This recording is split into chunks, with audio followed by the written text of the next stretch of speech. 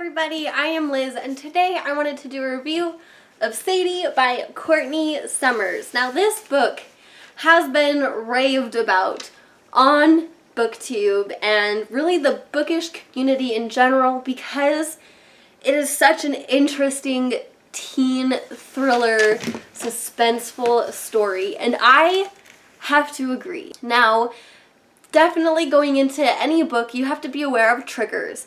This one specifically with graphic violence and sexual assault of a child, as this story takes place where 19-year-old Sadie's little sister Maddie, at 13 years old, is brutally murdered. And now it's a few months later and the police have hit a standstill.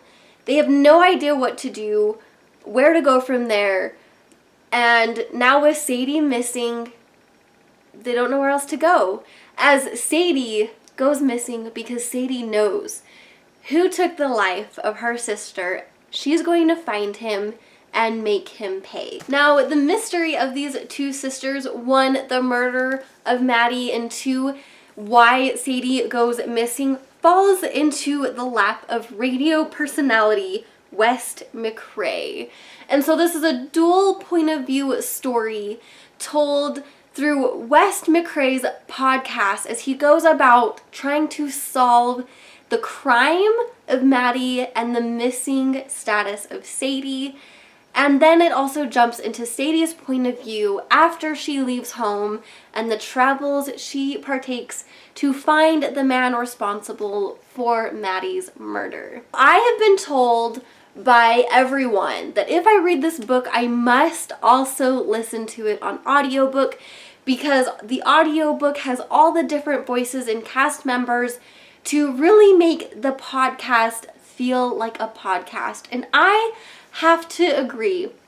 I know I wouldn't have liked this book as much if I hadn't read along while listening to the audiobook. And as always, I was super sucked into the plot. It was done very well. I couldn't stop. I couldn't put it down until I found out if Sadie found the guy and got revenge. So this timeline goes toe-to-toe with each other, even though West McCrae is finding everything out as Sadie is 4 months ahead of West McCrae. So it just makes you sit at the edge of your seat because you're trying to tell West all the stuff that Sadie's doing, but you can't because obviously he has no idea and he's a fictional character in a book, so you can't really tell him anything. And so I really loved the plot, the setting, the descriptions of all these different Colorado cities and towns that West McCrae and Sadie visit.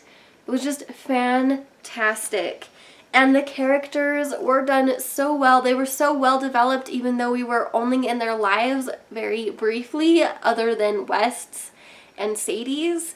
I thought it was perfect, and Sadie has a stutter which really makes people underestimate her even though she is badass. I really loved it, and I felt like I was in the backseat the whole time, like writing with these characters. I can't really say anything bad about this book because like it was written phenomenally. The only bad thing I will say is, as I've said before, if I hadn't have listened along to the audiobook and had just read it, I wouldn't have thought about it as well because the audiobook has the different annotations, the voices, the projections of the characters' thoughts and feelings into their voices.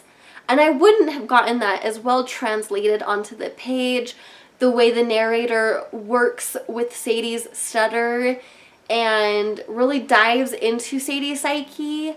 I wouldn't have gotten that. I definitely would not have gotten that if I hadn't have listened to the audiobook. And so not listening to the audiobook is a disservice. And that's really the only downside of the story is I don't think that this book holds a candle to itself without the audiobook. As I wrap up my review of Sadie, I am going to share with you two of my favorite quotes because they both are so fitting.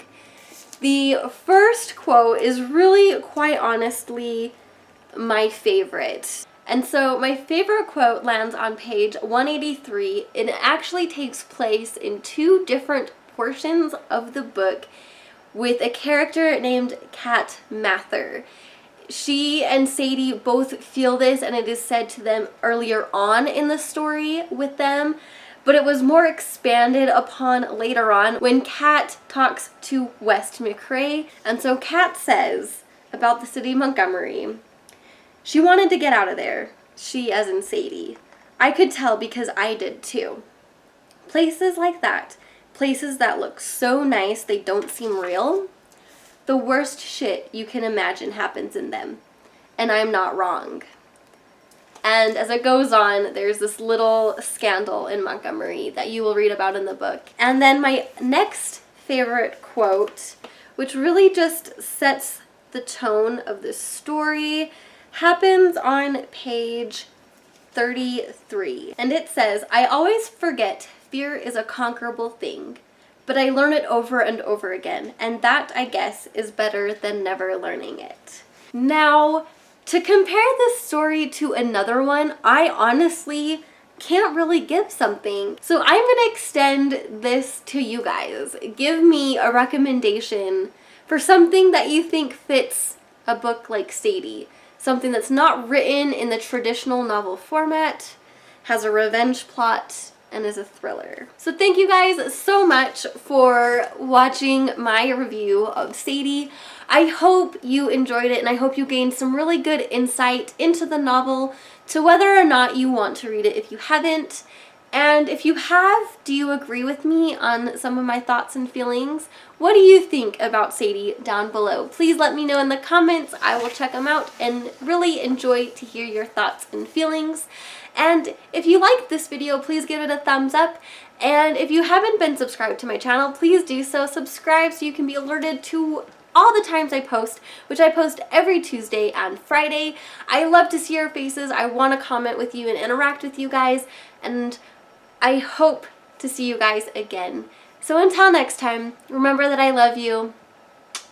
Bye!